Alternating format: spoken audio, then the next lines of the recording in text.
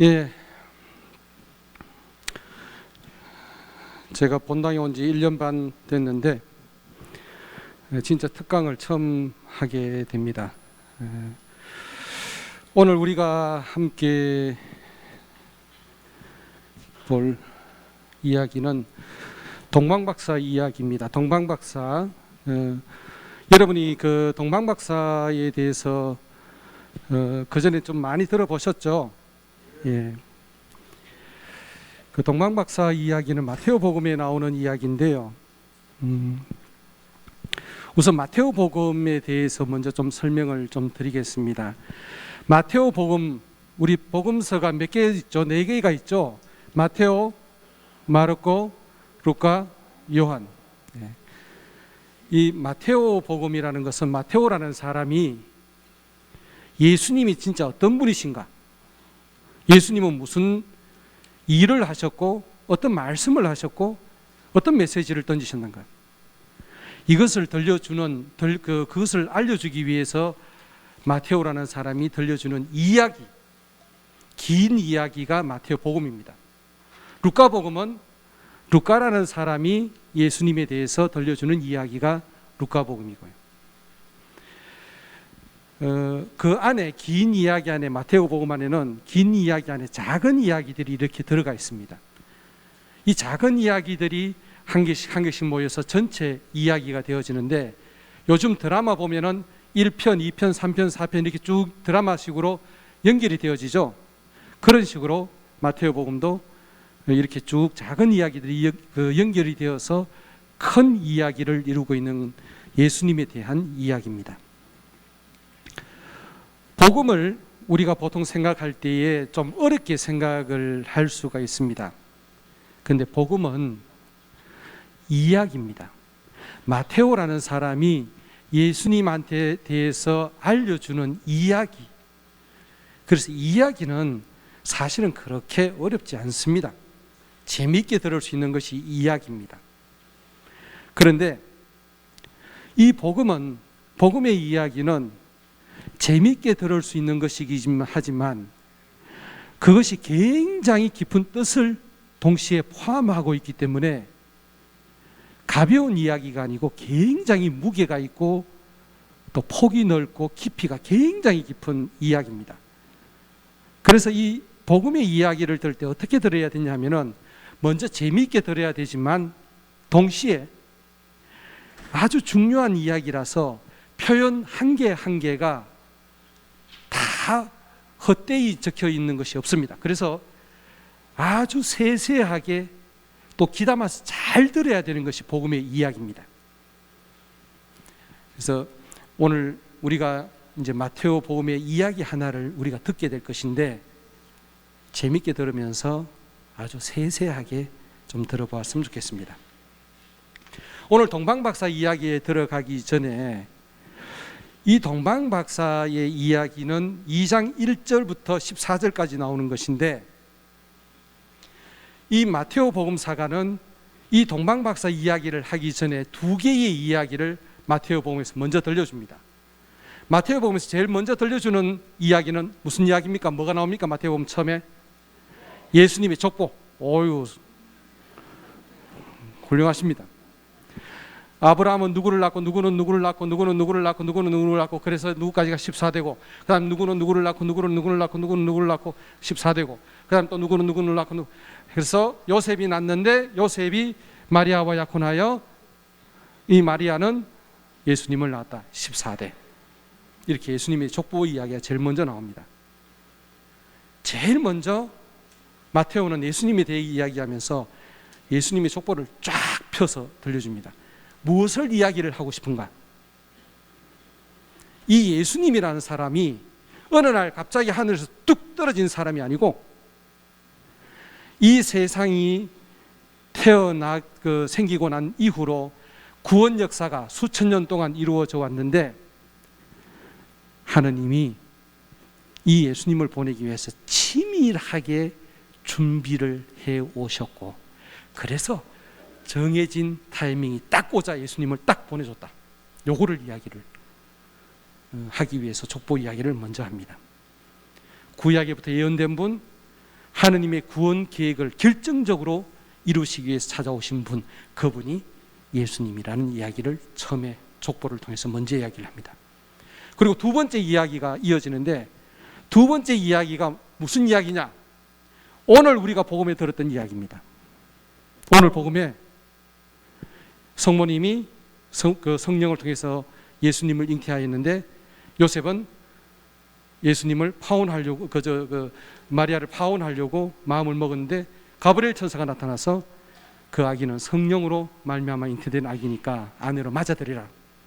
그리고 그 아기는 이 세상을 구원할 임마누엘, 구세주가 될 것이다 라는 이야기를 들려줍니다. 자, 앞에 1장에 두 가지 나오는 이야기 중에서 예수님의 모습이, 마테오가 처음에 1장의 두 가지 이야기에서 예수님의 모습이 등장합니까? 안 합니까? 안 해요. 족보 안에서는 예수님의 모습이 실제로 나타나지 않습니다. 또 마리아와 요셉의 이야기 안에서도 성모님은 예수님을 잉태만 하고 있지 이 세상에 예수님 모습이 나타나 있지 않아요. 자, 그래서 이 1장은 예수님의 이야기를 본격적으로 하기 위해서 앞에 이야기 들어가기 전에 전반적인 머릿말처럼 전체 이야기를 하기 위한 준비 과정, 이 예수님이라는 분이 어떻게 해서 이 세상에 오시게 됐는가를 1장에서 알려주는 내용입니다. 2장의 내용이 이제 진짜 예수님에 대한 이야기인데, 이 2장부터 예수님이 실질적으로 모습을 드러내기 시작합니다.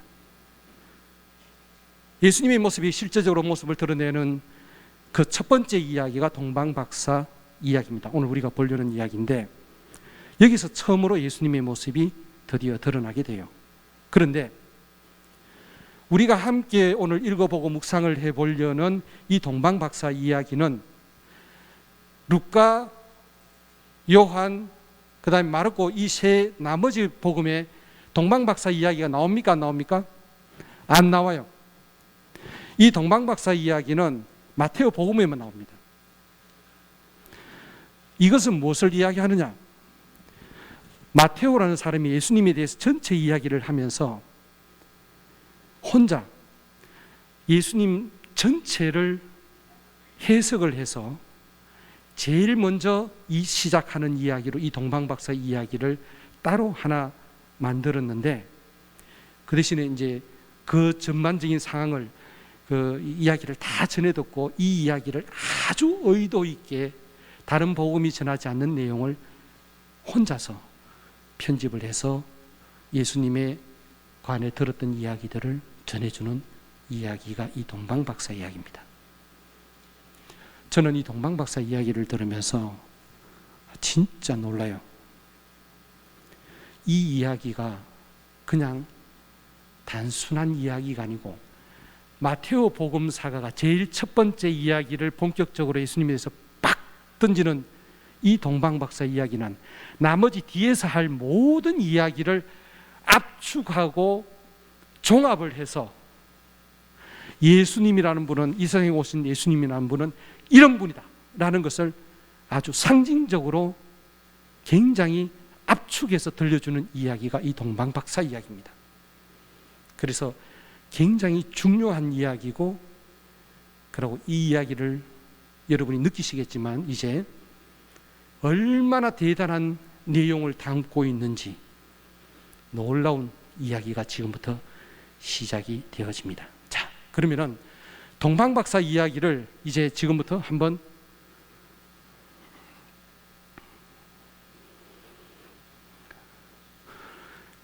우리가 같이 한번 읽어보도록 합니다. 오늘 복음 바로 다음에 이어지는 내용입니다. 같이 한번 읽어볼까요?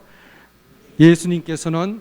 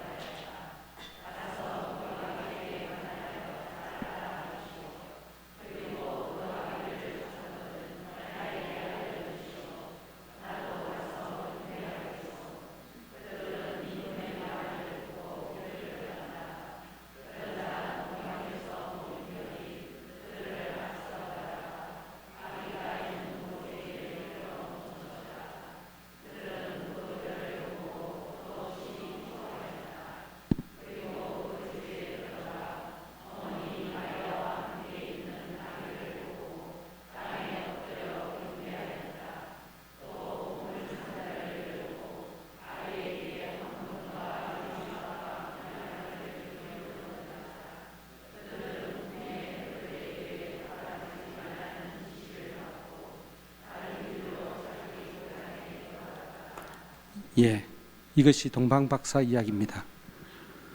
어려운 거, 이해 안 되는 거 있으세요? 쉽죠? 예, 쉽고 우리가 여러 번 들었던 이야기고 동방박사에 대해서는 우리가 알고 있는 이야기입니다. 자, 그런데 이렇게 쉬운 이야기가 이 동방박사 이야기가 아주 쉬운 이야기인데 이 이야기를 얼마나 무서운 내용이 담겨 있는지를 이제 제가 좀 소개를 해드리려고 합니다. 복음이, 우리가 읽는 복음이 얼마나 깊이가 있는 이야기인지 이제 보게 되는데요. 오늘 이 이야기를 제가 여러분에게 소개를 하는데, 제가 묵상하면서 제가 특별히 눈에 띄었던 것들만 뽑아서 그렇게 말씀을 좀 드리고자 합니다.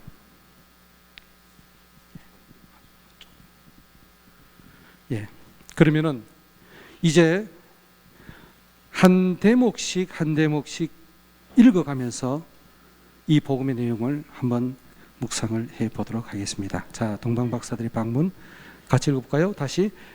예수님께서는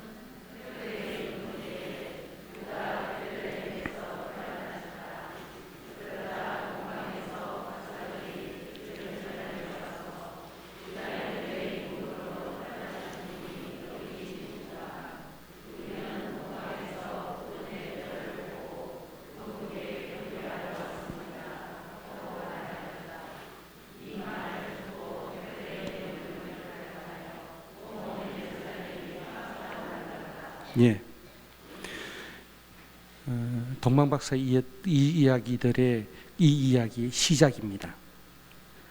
이 이야기를, 동방박사 이야기를 시작하면서 마테오 복음사가는 처음에 이렇게 이야기를 시작합니다. 예수님께서는 헤로데 임금 때에 유다 베들레헴에 태어나셨다. 구체적인 장소와 시간을 명확하게 이야기를 하고 예수님이 그때 그 장소에 태어나셨다 라는 이야기로 시작을 합니다. 예수님이 드디어 이 세상에 오신 것입니다. 그런데 이렇게 시작하는 이 이야기 안에서 예수님의 모습이 보입니까? 안 보여요.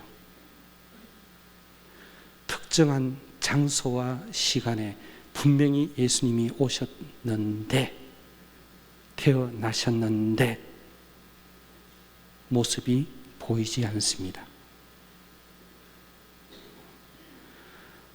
바로 이분이 유다 베들레헴 땅에 태어나신, 헤로데 임금 때에 태어나신 이분이 오늘 복음에서 보았던 이사야 예언자가 700년 전에, 예수님이 태어나기 700여 년 전에 임마누엘이 태어날 것이라, 어떤 젊은 여인의 몸에서, 동정녀의 몸에서 한 아기가 태어날 것인데 그가 임마누엘이라 라는 오늘 일독서의 예언이 여기서 이루어집니다. 오늘 마테오 복음사가는 오늘 복음에서 이 임마누엘을 우리와 함께 계시는 뭐라고? 하느님. 임마누엘의 뜻은 우리와 함께 계시는 하느님이란 뜻입니다. 이 하느님이 우리와 함께 계시게 되었다. 근데 임마누엘이라는 이 시제를 보면은요, 이 말을 번역하면은 하느님이 우리와 함께 계시다로 번역이 되어집니다. 시제가 과거입니까? 계셨답니까? 아니죠. 계실 것이다. 지금은 없지만 계실 것이다로 번역되어집니까? 아니죠. 시제가 어떻게 돼요? 현재입니다. 지금 하느님이 우리와 함께 계시다. 이분이 임마누엘이라. 그런데 함께 계시는데 그분의 모습이 아직 보이지 않습니다.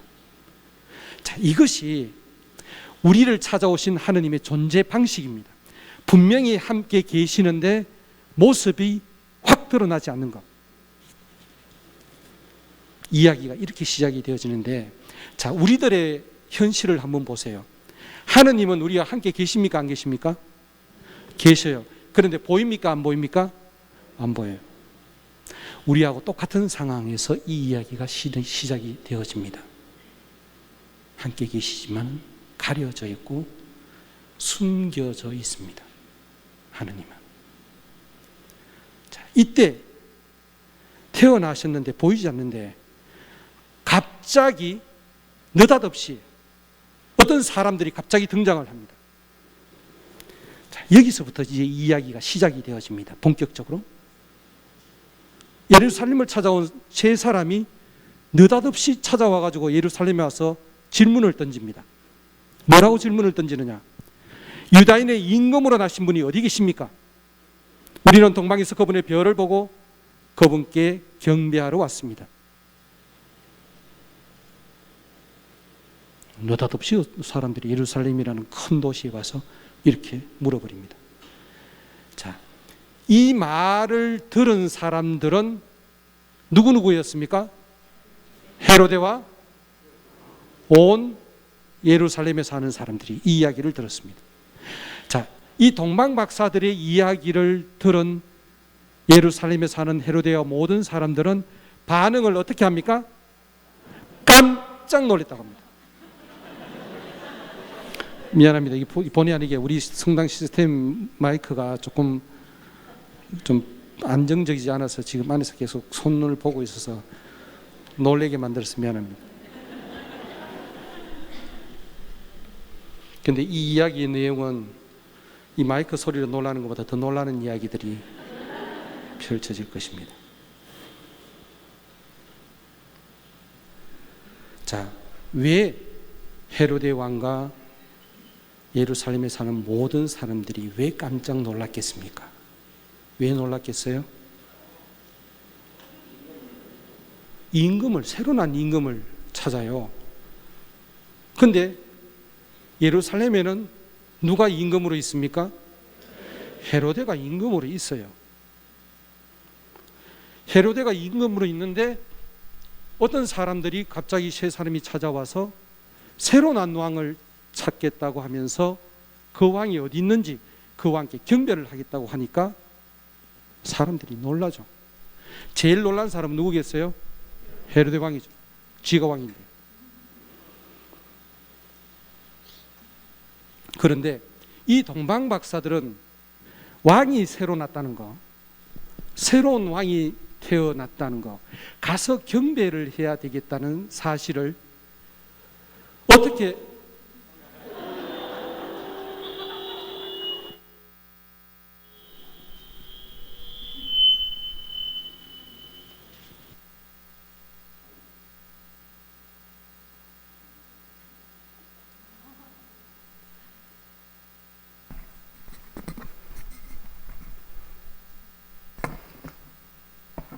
저는 우리 성당 별로 이 마이크에 별로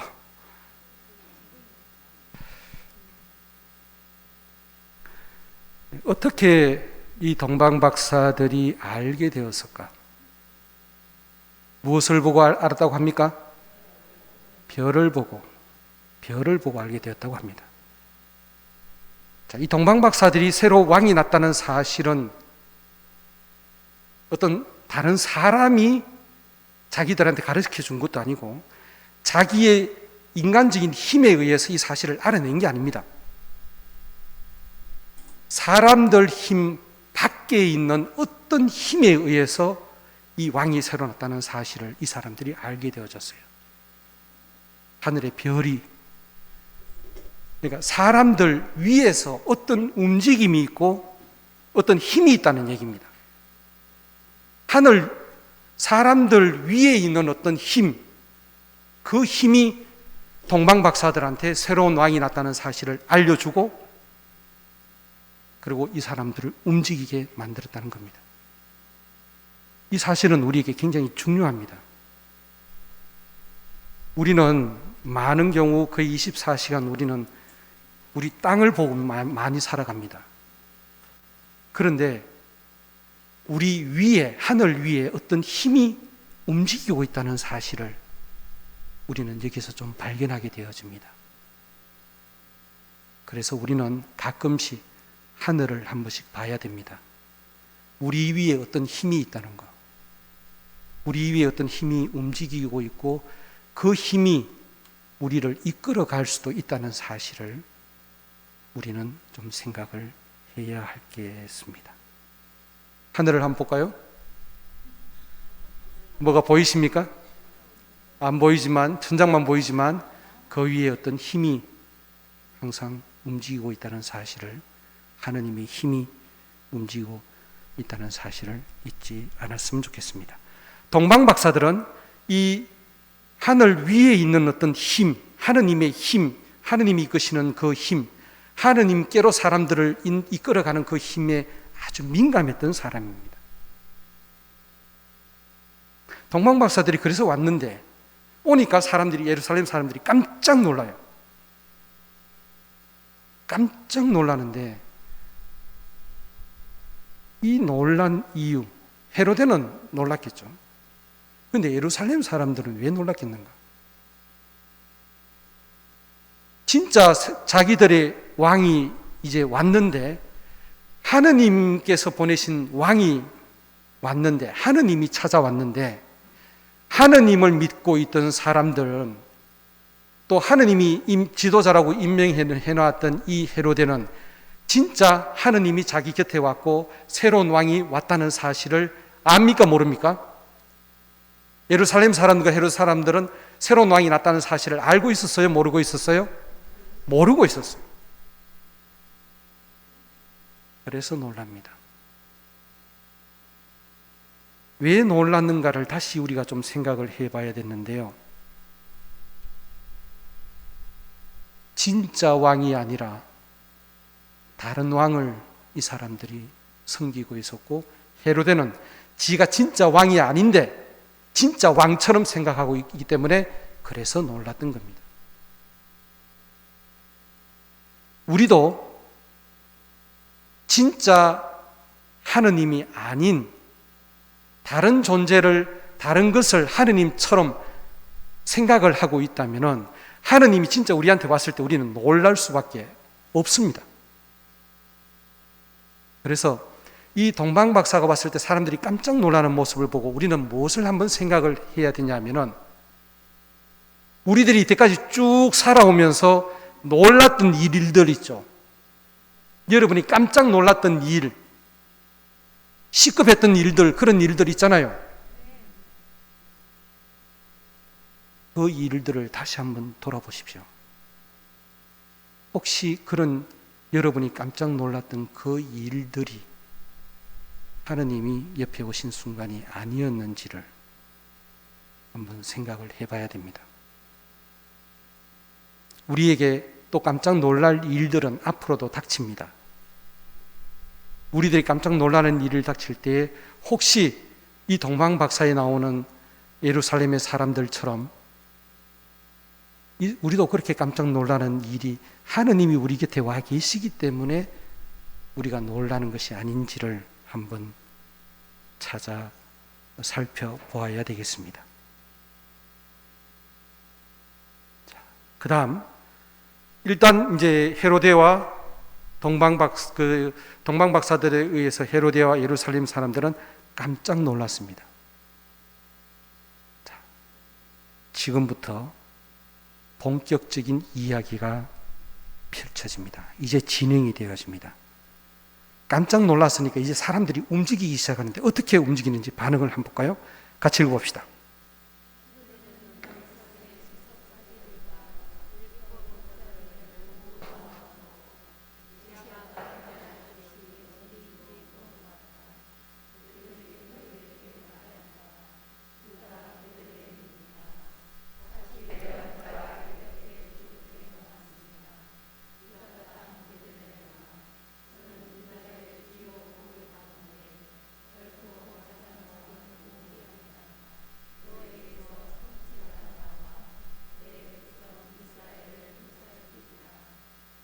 깜짝 놀란 헤로데와 예루살렘 사람들은 이제 그 새로 난 왕을 찾기 시작합니다. 자, 여기서 굉장히 놀라운 것이 하나 있는데요.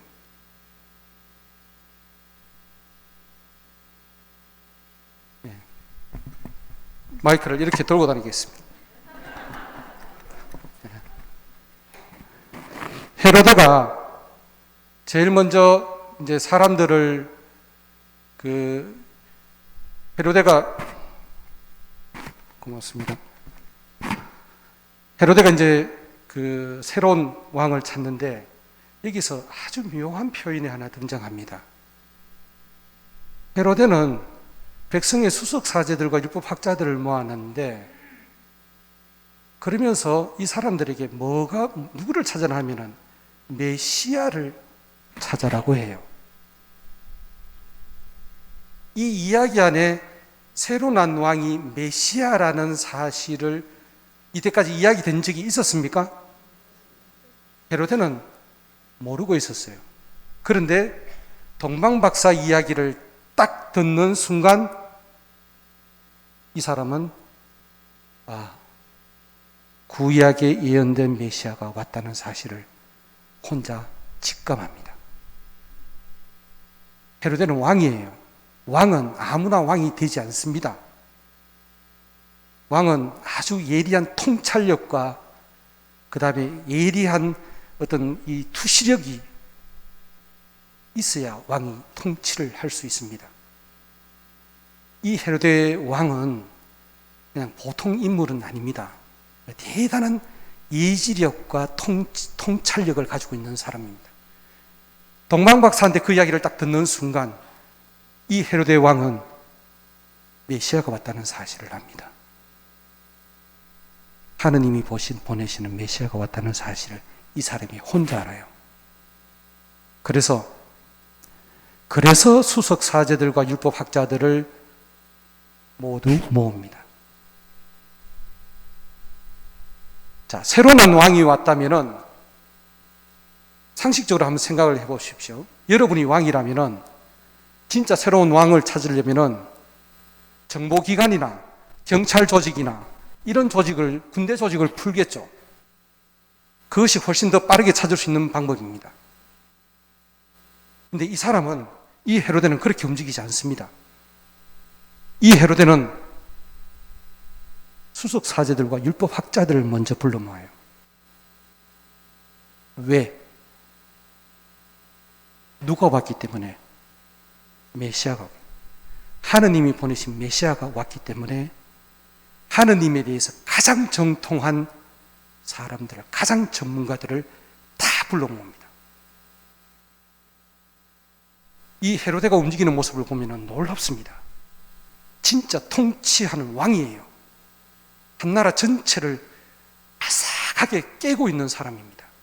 이런 상황에서 어떻게 행동해야 되는지를 알고 있는 사람입니다.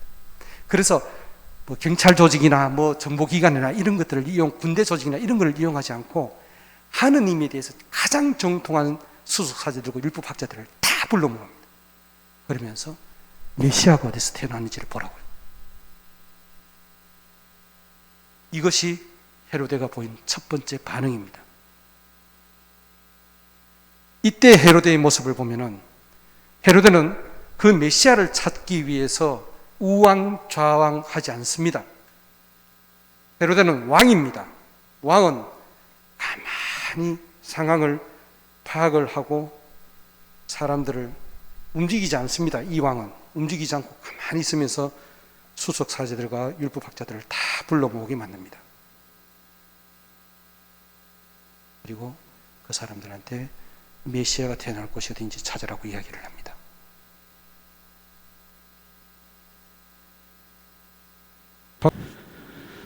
자, 그런데 헤로데는 이렇게 왕으로서 신중하게 이렇게 움직이는데 이 왕의 명령을 받은 사제들, 수석 사제들과 율법학자들, 이 사람들은 그 다음에 어떻게 움직이는지 한번 보십시오.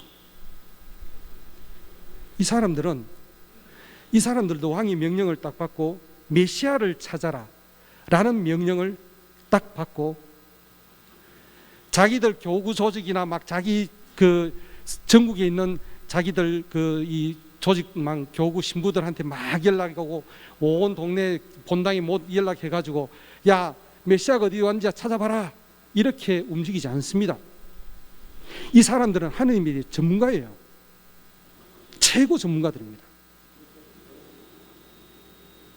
메시아가 태어날 곳을 찾기 위해서 이 사람들이 하는 행동은 무엇이었습니까? 뭐를 찾았어요?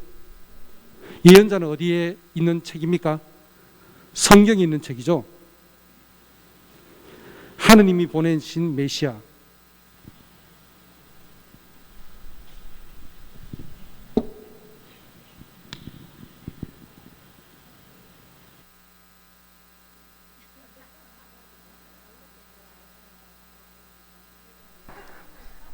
보좌 신부님이 박수만 받고, 네. 이 사람, 수석사제들과 율법학자들은 그 메시아를 찾기 위해서 성경을 뒤집니다. 예언서는 성경에 있는 책이죠. 메시아는 하느님이 보내신 사람이라서 성경을 찾습니다. 만일에 이 수석사제들과 율법학자들이 성경을 찾지 않았다면 메시아가 어디 난지 이 사람들이 알 수 있었겠습니까? 없었겠습니까? 없었어요. 그래서 딱 찾아보니까 그것이 어디라고 딱 나와요? 유다 베들레헴입니다. 이 사람들은 정확하게 딱 찾아냅니다. 이 메시아가 어디서 태어난지. 진짜 전문가들이에요, 이 사람들은. 사실 예언자가 이렇게 기록해 놓았습니다. 너에게서, 유다 땅 베들레헴아, 너에게서 통치자가 와 내 백성 이스라엘을 보살피리라. 자, 성서는 동시에 뭐를 알려주느냐 하면은 이 메시아가 난 곳만 알려주는 것이 아니고 이 메시아가 앞으로 무슨 일을 할 것이다 라는 것도 성경을 찾아보니까 확 나오게 되어져 버려요. 메시아가 태어난 곳이 베들레헴뿐만 아니라 이 베들레헴에서 태어난 그 메시아가 온 세상을 통치할 것이고 하느님의 백성 이스라엘을 보살피는 일을 하실 것이라는 이야기를 성경이 밝혀냅니다. 그래서 헤로데는 이 이야기를 듣고 더 위협감을 느끼게 되겠죠. 자, 지금까지 이야기에서 우리는 두 가지 중요한 사실을 조금 찾아볼 수 있습니다. 하나는 하느님이 보내신 메시아, 하느님이 우리와 함께 계시는 우리에게 오신 하느님을, 그 하느님이 우리에게 왔다는 사실을 알고 있는 사람과 그 하느님이 어디에 계시다는 것을 알고 있는 사람이 같은 부류의 사람입니까? 다른 사람들입니까? 메시아가 이 세상에 오셨다, 하느님이 이 세상에 오셨다는 것을 제일 먼저 알았던 사람은 누가 알았어요? 동방박사들이 알았어요. 동방박사들은 하느님의 백성에 속한 사람들이 아닙니다. 외부에서 온 사람들이에요. 하느님이 우리한테 가까이 왔다는 사실은 하느님을 믿는 사람들이 아니고 하느님 우리 교회 밖에 있는, 예루살렘 밖에 있는, 하느님 백성 밖에 있는 사람들이 와서 알려줘서 알게 된 것입니다. 하느님의 백성은 자기들 곁에 하느님이 왔다는 사실을 모르고 있었어요. 그런데 하느님이 왔다는 사실을 알던 동방박사들은 그 새로 난 왕이 어디 있는지를 알았습니까? 몰랐어요. 그 새로 난 왕, 새로 난 메시아가 어디에 계시다는 것을 찾아낸 사람들은 누굽니까? 하느님을 믿고 있던 사람들이죠. 하느님을 믿고 있던 사람들은 뭐를 찾아서, 뭐를 뒤져서 그것을 알아냈습니까? 성경을. 여기서 우리 교회의 모습을 우리가 좀 생각을 해볼 수 있는데, 우리 교회에 우리 도량성당이 있으면은 우리 도량성당은 혼자만 살아서는 안 되는 일입니다. 우리한테 하느님이 계시고 우리한테 하느님이 와 계시다는 사실을 누구를 통해서 우리가 더 잘 알게 되어지냐면은 성당 밖에 있는 사람들을 통해서 우리가 더 잘 알게 되어져요. 그런데 그 사람들은 하느님이 진짜 어딘지를 몰라. 그거는 하느님을 믿고 있는 우리들이 찾아낼 수 있는데, 뭐를 찾아야 우리가 하느님 어디인지를 알 수 있겠습니까? 성경. 그래서 성당 밖에 있는 사람들과 하느님을 믿고 있는 성당 안에 있는 사람들, 성경, 이 세 가지는 우리에게 반드시 필요합니다. 우리가 하느님을 믿고 있는 사람들, 우리가 성경을 읽지 않으면 하느님이 어디 계신지 우리도 몰라요. 성경은 굉장히 중요한 역할을 해주고 있다는 것을 이 대목에서 좀 우리가 발견할 수 있습니다. 자, 이제 그 새로 난 왕이 어디 있는지를 이제 알았습니다. 헤로데가 이제 그 다음부터 어떻게 일을 하는지를 이제 한번 살펴봅시다. 읽어볼까요?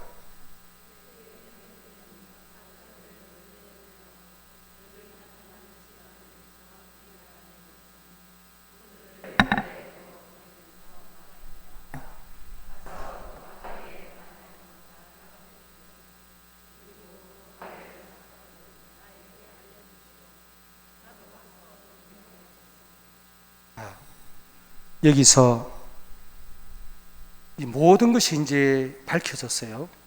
베들레헴에 태어나 있고 거기에 계신다는 사실을 알려, 그리고 그분이 무슨 일을 하실 것인지 또 성경을 통해서 드러났습니다. 모든 것이 다 밝혀지고 난 다음에 이제 새로운 장면이 펼쳐집니다. 화면이 바뀌는 거예요. 가만히 앉아서 모든 상황을 예의주시하던 이 헤로데가 드디어 움직입니다. 어떻게 움직여요? 박사들을 부르는데 어떻게 부릅니까? 몰래 부릅니다. 왜 몰래 불렀겠어요? 다른 계획을 이 헤로데 왕은 가지고 있었겠죠. 무슨 계획입니까? 이 새로 난 왕을 어떻게 하려고 해요? 죽이려고 해요. 그래야 자기가 왕으로 계속 남아 있을 수 있겠다고 생각을 했을 겁니다. 그런데 몰래 부른 이 헤로데는 동방박사들한테 어떻게 이 상황을 알아가느냐 하면은 이 표현을 가만히 한번 보십시오. 헤로데는 박사들을 몰래 불러서 별이 나타난 시간을 어떻게 알아내요? 정확하게 알아냅니다.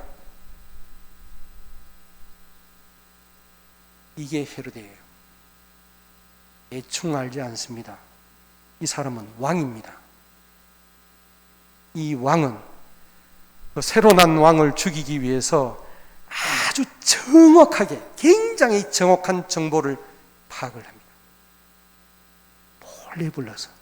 그리고 그들을 베들레헴으로 보냅니다.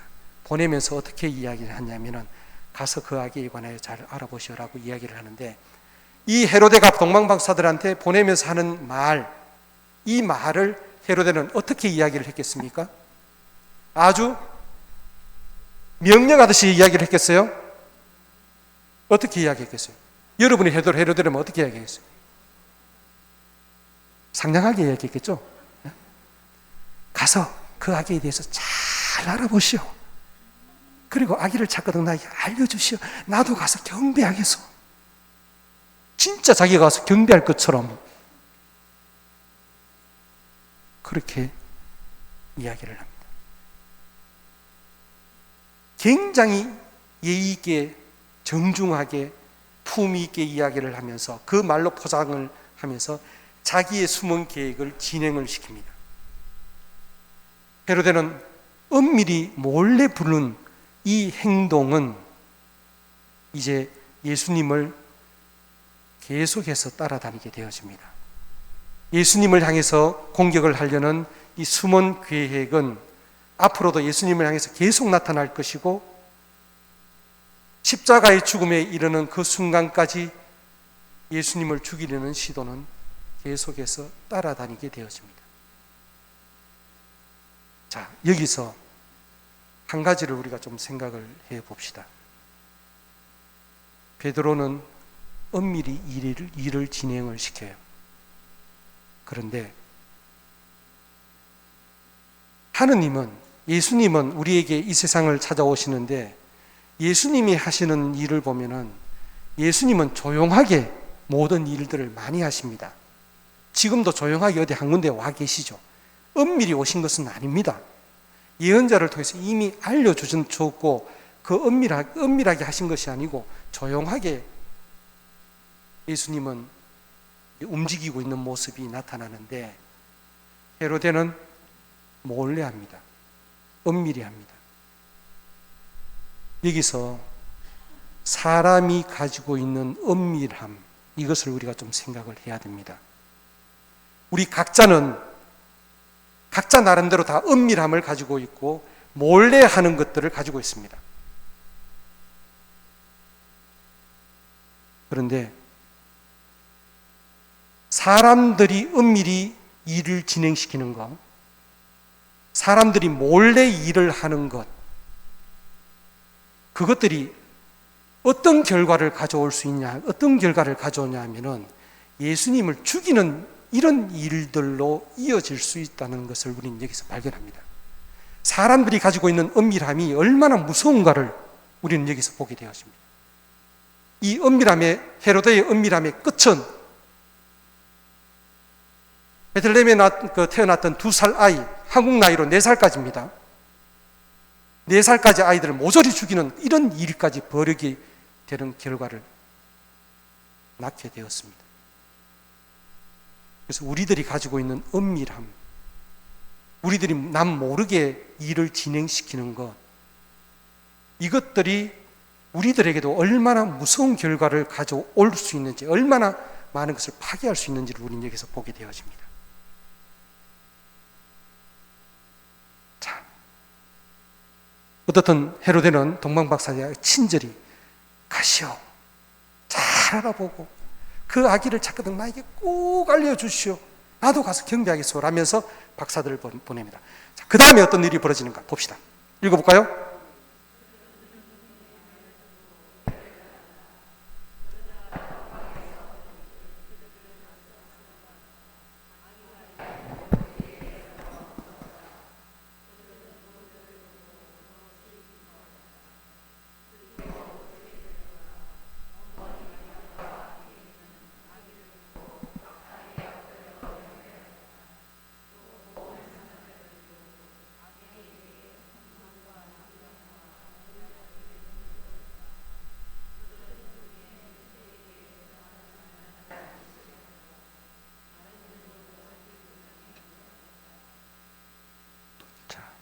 헤로데는 예루살렘에 남습니다. 동방박사들이 길을 떠나요. 이 동방박사들은 임금의 말을 듣고 길을 떠납니다.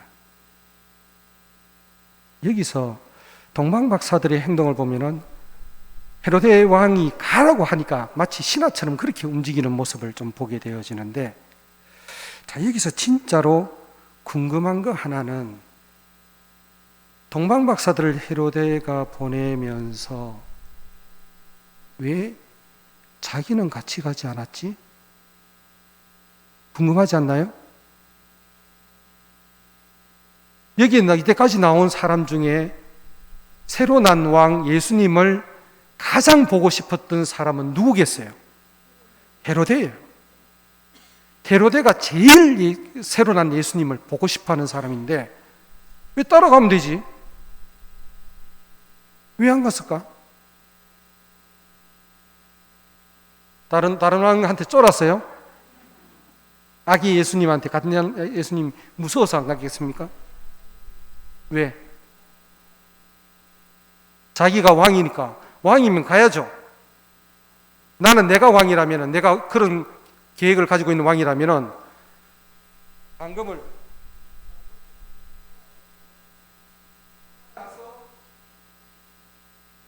그 칼 하나만 돼요. 따라가서 간단히 해결할 수 있습니다. 그런데 왜 헤로데가 가지 않았는가? 자, 우리가 모든 추측을 다 할 수 있는데요. 자, 둘 중에 하나입니다. 안 간 것이거나 또는 못 간 것이거나. 두려워서요? 헤로데가 두려웠을까요? 왕인데.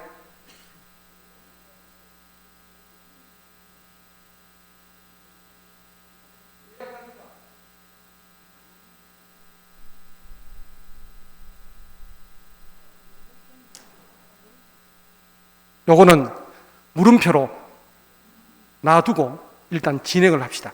나중에 이 사람이 안 간 건지 못 간 건지,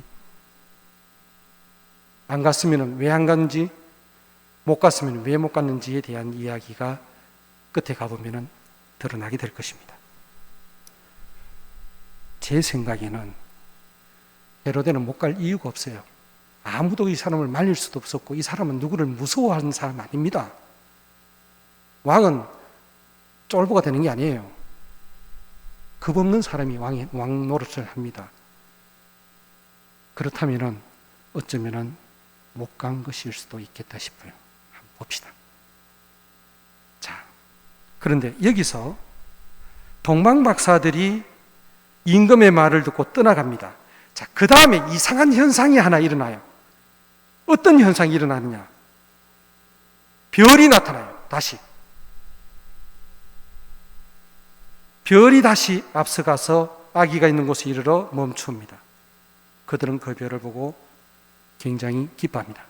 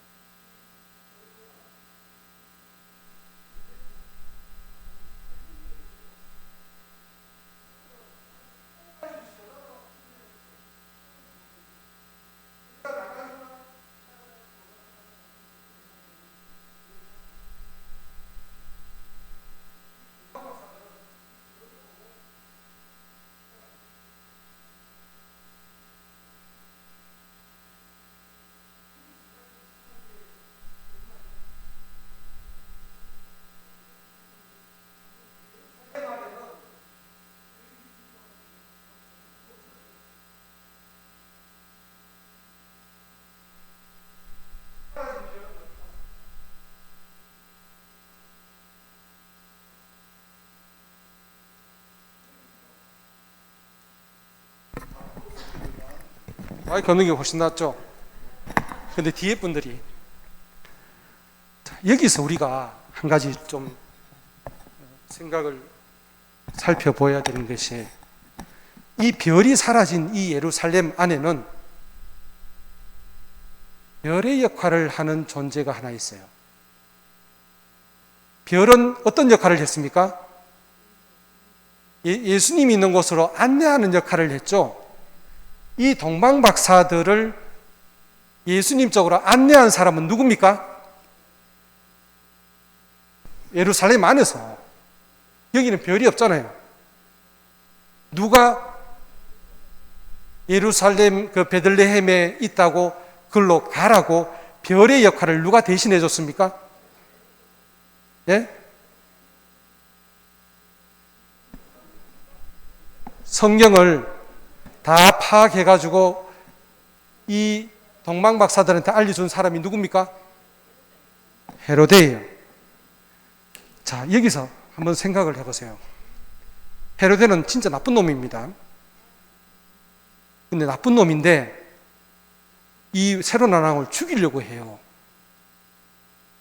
죽이려는 의도를 가지고 있는 진짜 나쁜 왕인데, 이상하게 이 사람이 여기서 무슨 역할을 하고 있냐면 별의 역할을 하고 있습니다.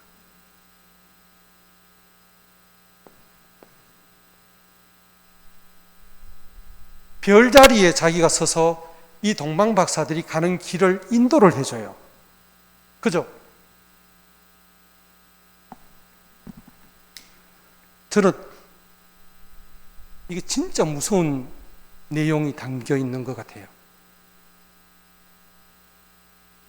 이 헤로데는 새로 난 아기 왕을 죽이려는 나쁜 의도를 가지고 있는 진짜 나쁜 놈입니다. 더 심한 욕을 하고 싶지만은 제가 여기서 성당이라서 더 심한 욕을 못 하겠지만 진짜 나쁜 놈입니다. 나쁜 놈인데, 이상하게 이 사람은 하느님의 백성의 지도자로 임명된 사람이고, 하느님의 백성의 지도자인 이 사람은 이상하게 하느님께 새로 난 왕께 인도하는 역할을 지도 모르는 사이에 하고 있는 역할을 수행을 해요. 별은 처음부터 베들레헴으로 동방박사들을 데리고 간 것이 아니고, 처음에 어디로 데리고 갔냐면은 일로 헤로데 왕한테 데리고 가요. 그리고 바톤, 이제 자기는 별은 사라지고 이 별 대신 역할을 하는 헤로데가 가라고 하니까, 그 다음 땅 예루살렘을 벗어나니까 그 다음 다시 별이 다시 나타납니다. 저는 여기서 하느님의 전능하심을 봅니다. 저 하느님의 백성의 지도자인 헤로데 왕은 자격이 없는 사람입니다. 그런데 사람의 자격과 자질에 하느님은 걸려 넘어지지 않고, 하느님은 당신의 일을 계속 위에서 하셔요.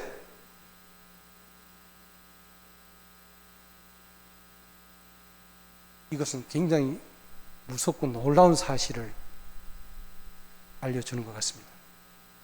하느님 백성의 지도자가 나쁜 놈이라 하더라도, 이 본당 신부가, 여러분의 이제 우리 도량성당의 지도자가 이 본당 신부잖아요. 이놈이 아주 나쁜 놈이라 하더라도 하느님은 나를 통해서 사람들을 어디로 보내는 역할을 하게 되냐면은 하느님께로 보내는 역할을 나도 모르는 사이에 하게 되어진다는 것을 여기서 알려줍니다.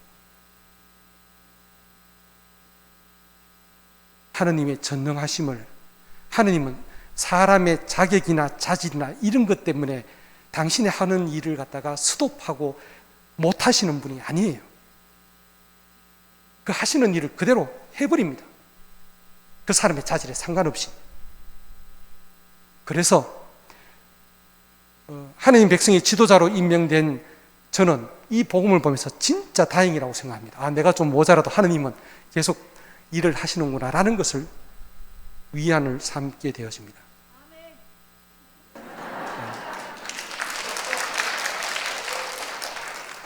혹시 하느님 백성의 어떤 지도자가 진짜 나쁜 놈이라 하더라도 그것 때문에 신자들은 상처를 많이 받겠지만, 하느님은 그래도 그 사람을 통해서 당신이 하시고 싶은 일은 해내시는 분입니다. 이것이 여기서 드러납니다. 동방박사들은 별을 따라오다가 별이 사라지고 난 자리에 헤로데를 만나요. 헤로데가 별의 역할을 해줬고, 그 헤로데의 말을 듣고 이제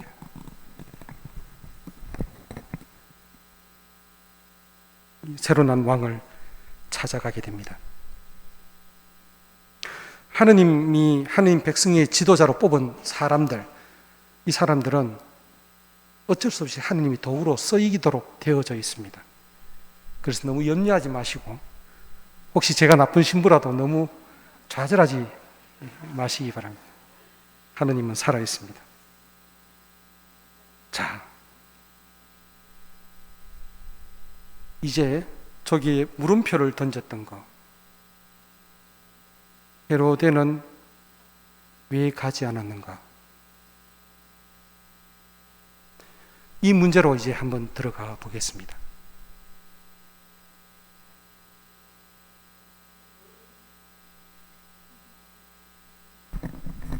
이 별이 앞서가다가 어떤 순간에 딱 멈춰요. 거기에 뭐가 있습니까? 아기가 있어요. 여기에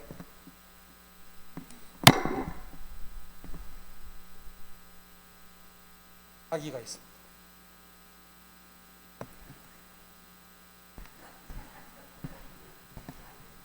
아기, 이게 이제 말 구유고, 여기 아기 머리, 팔.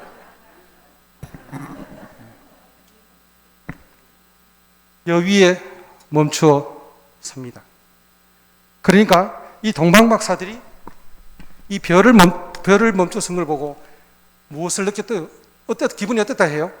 굉장히 기쁜. 예수님을 만나게 되어지면은 기뻐집니다.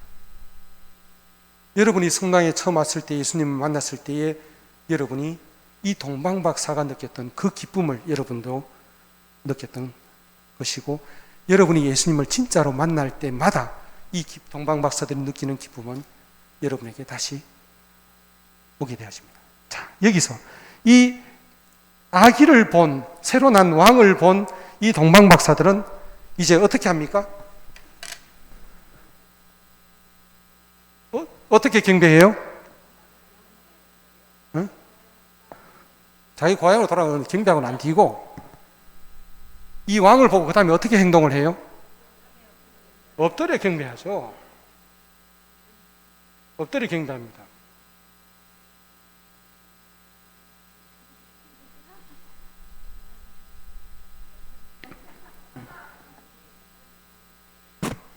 이 사람 엎드려 있는 겁니다. 이게 그 엉덩이고, 이 머리고, 팔 이렇게 쭉. 예. 이 사람들이 가져온 것은 뭐예요? 황금, 유향, 몰약을 가지고 와가지고 이렇게 엎드려서 경배합니다. 엎드려서 경배를 합니다. 엎드려서 경배를 하면서 황금을 이 아기한테 바쳐요. 이 황금의 의미가 어떤 거냐면은, 이 왕관, 왕의 왕관은 뭐로 만듭니까? 황금으로 만들어요. 황금을 이 아기한테 바쳤다는 것은 이 아기가 누구라는 말입니까? 왕이라는 말입니다. 이제 진짜 왕이라는 말입니다. 그래서 이 왕이신 분한테 엎드리는, 그 다음에 가져온 것이 유향. 유향은 우리가 대축일 미사 때 향을 바쳐 올리죠. 우리 기도와 함께 향을 피워서 하늘로 올립니다. 하늘에 누가 계셔요? 하나님. 우리가 바치는 기도는 향연기와 함께 올라가서 누구한테 올라가냐면 하느님이 우리 기도를 받아요. 그래서 이 유향을 이 아기한테 바쳤다는 것은 이분이 사람들의 모든 기도를 받으시는 분, 모든 사람들의 기도를 받으시는 분, 그분이라는 말입니다. 그 다음에 또 하나는 모략. 모략은 그 당시에 죽은 사람들한테 바르는 향신료였습니다. 제일 고급스러운, 죽은 사람의 장례를 시신에 아주 정중하게 모시기 위해서 바르는 기름이었습니다. 이 아기에게 모략을 바쳤다는 것은 이분이 삶과 죽음을, 모든 것을 관장하시는 주인이시라는 것을 드러내는 예물입니다. 그래서 삶과 죽음을 관장하는 주님, 그 다음에 모든 기도를 받으시는 주님, 왕이신 주님, 모든 것을 통치하시는 주님, 이 왕께 이 동방박사들이 엎드려 절을 합니다. 이게 동방박사들의 이야기인데요.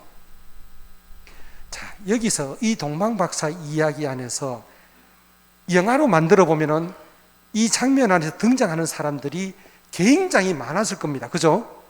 예루살렘에도 굉장히 사람들이 많았을 것이고, 또 예루살렘 오기 전에도 동방박사들은 수많은 사람들을 만났을 것이고, 예루살렘을 벗어나서 베들레헴에 오기까지도 이 동방박사들은 굉장히 많은 사람들이 만나서 여기에 등장하는 이야기 안에는 진짜 많은 사람들이 등장을 했을 겁니다. 그런데 이 새로 난 왕은, 새로 난 메시아는 누구만 보게 됩니까? 누구만 보게 돼요? 누구만 이 예수님을 봅니까? 딱 세 사람, 동방박사들만 봅니다. 동방박사들만 이 새로 난 왕을 보게 되어집니다. 다른 사람들은 아무도 이 새로 난 왕을 보지 못해요.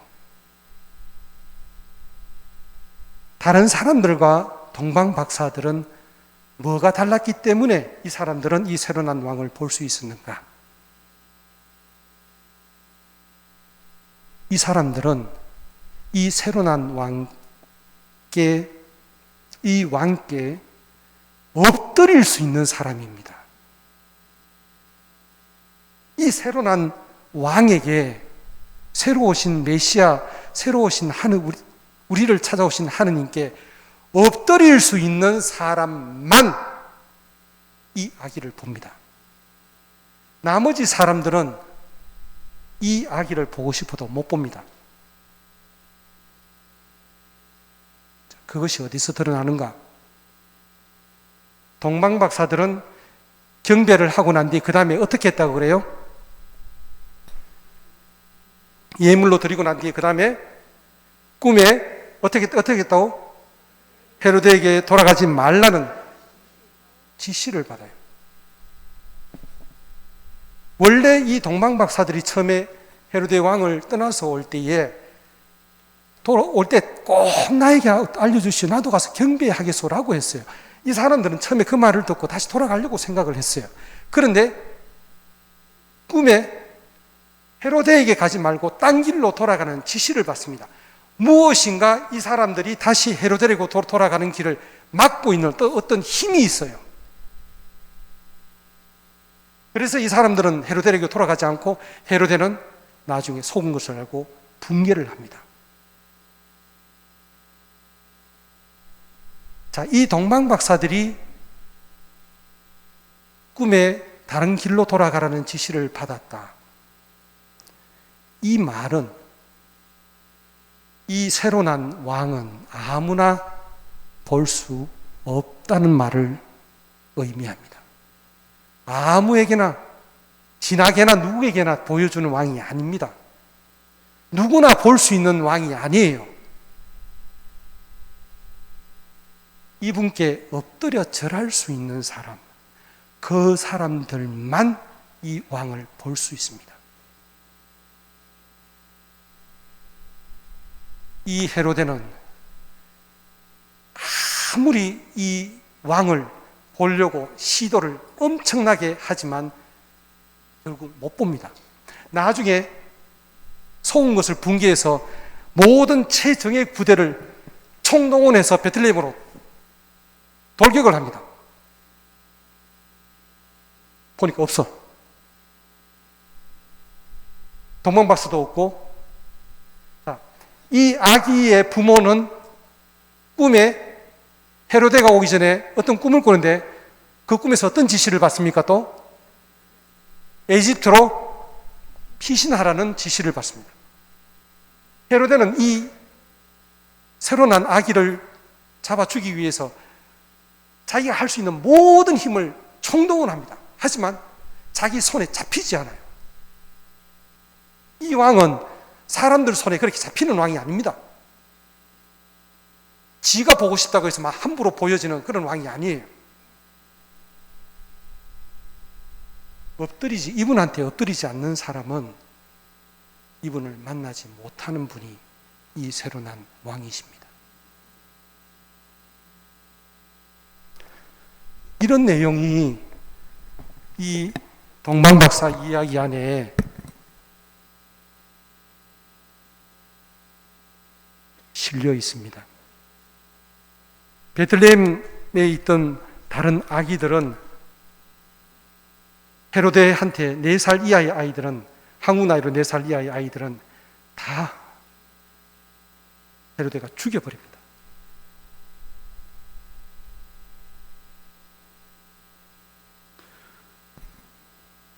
자, 여기서 저 동방 박사들이 무릎을 꿇고 예수님한테 엎드려 절한 이 모습이 예수님이 처음에 마태오복음에 등장한 예수님의 모습입니다.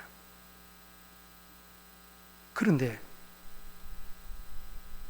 이상한 것 중에 하나는 마태오복음 제일 마지막에 어떤 것이냐 하면은 이거를 한번 보세요. 이게 마태복음 제일 마지막에 나오는 끝부분입니다. 예수님이 부활하시고 성천하시기 바로 직전의 모습입니다.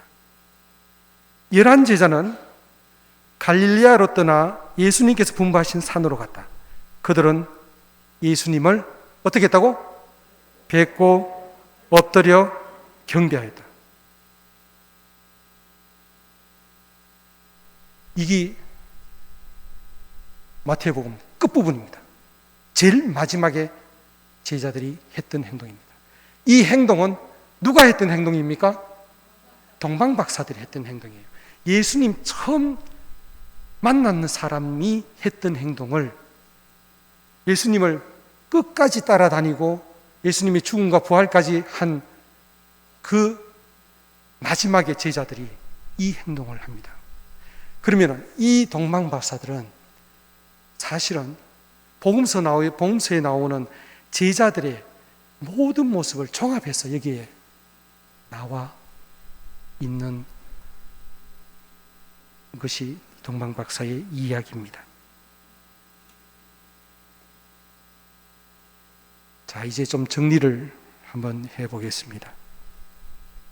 저는 이 동방박사의 이야기를 묵상하면서 예수님이 하신 기도 하나가 좀 떠올랐어요. 마태복음 11장 25절에 나오는 이야기인데요. 이 내용입니다. 같이 한번 읽어볼까요? 그때에 예수님께서 이렇게 말씀하셨다. 땅의 주님, 지혜롭다는 자들과 슬기롭다는 자들에게는 이것을 감추시고 철부지에게 드러내 보이시니 아버지께 감사드립니다. 그렇습니다, 아버지. 아버지의 선하신 뜻이 이렇게 이루어졌습니다. 예수님이 하느님 아버지께 기도합니다. 하늘과 땅의 주님, 지혜롭다는 자들과 슬기롭다는 자들에게 이것을 감추시고, 무엇을 감춥니까? 헤로데에게 무엇을 감춥니까? 예수님의 모습을 감춥니다. 철부지는 어떤 사람들인가? 예수님 앞에서 엎드리는 사람들. 다 큰 어른이 예수님 앞에서 엎드리는 거예요. 80대 노인들도 예수님 앞에 엎드리잖아요, 여러분들. 그죠? 이런 사람들만 예수님이 보여지도록 하느님께서 만드셨습니다. 놀라운 내용인데요. 루카복음의 그 다음 내용에는 같은 내용인데 이런 말이 제자들에게, 이 기도를 마치시고 난 뒤에 예수님은 제자들에게 이런 말씀을 하십니다. 예수님께서는 돌아서서 제자들에게 따로 이르셨다. 너희가 보는 것을 보는 눈은 행복하다. 내가 너희에게 말한다. 많은 예언자와 임금이 너희가 보는 것을 보려고 하였지만 보지 못하였고 너희가 듣는 것을 들으려고 하였지만 듣지 못하였다. 예수님의 모습. 너희가 보는 것을 보는 눈은 헤로데, 동방박사들, 그 아기를 본 눈은 행복하다. 예수님을 본 눈은 행복하다. 많은 예언자와 임금이 너희가 보는 것을 보려고 하였지만 보지 못하였다. 헤로데는 진짜로 예수님을 보고 싶어 했어요. 근데 못 봐요. 보지 못합니다. 예수님의 말씀을 그렇게 듣고 싶어 했지만 듣지 못합니다. 누구에게만 들려지는가? 예수님 앞에서 무릎을 꿇고 엎드릴 수 있는 사람. 여기 있는 우리 신자들은 동방 박사들의 모습입니다.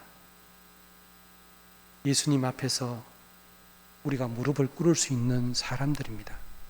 그래서 우리들만 예수님을 볼 수 있고 하느님이 보내신 분을 볼 수가 있습니다. 아무나 예수님을 믿을 수 있는 것은 아닙니다. 절대로 하느님 앞에서 자기를 숙이지 못하는 사람은 하느님을 아무리 보고 싶어도 못 봅니다. 그래서 우리가 미사 때 장계를 하고 무릎을 꿇는 이유도 여기에 있습니다. 동방박사 이야기가 재미있으시죠? 이 동방박사 이야기는 옛날에 한번 일어나고 만 이야기가 아닌 것 같습니다. 그분의 별은 지금도 하늘에 계속 떠가서 움직이고 있고 사람들은 하늘의 힘에 의해서 자꾸 성당을 찾아오고 하느님을 찾습니다. 어떤 사람들은 하느님께 그 사람을 인도하는 사람이 있고 어떤 사람은 우리에게 온 하느님을 제거하려고 하려는 그런 사람들도 있습니다. 우리는 하느님을 믿는 사람인데 하느님의 백성인데 우리에게 하느님은 우리 곁에 와 계십니다. 우리가 그분을 섬기면은 그분의 모습이 우리 눈에 보이게 됩니다.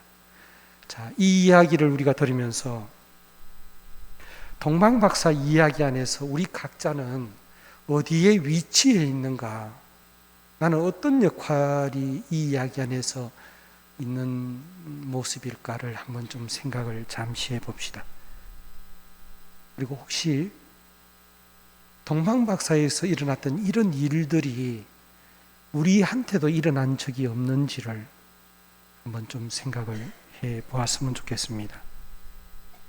혹시 깜짝 놀라는 일이 생겼거나 어떤 힘에 이끌려서 하느님을 찾아오는 일들이 생겼거나 또 하느님을 경배하고 하느님께 기도하고 싶은 마음이 생겼거나 그런 일들이 있다면은 동방박사 이야기는 우리들의 이야기일 수 있습니다. 이 동방박사들은 아기 예수님께 황금과 유향과 몰약을 바쳤습니다. 왕이시고 삶과 죽음을 다스리시고 또 우리의 모든 기도를 들으시는 분이 다음 주 성탄절에 오시는 아기 예수님입니다. 잠시만 아기 예수님께 기도를 잠깐만 드렸으면 좋겠습니다. 침묵 중에.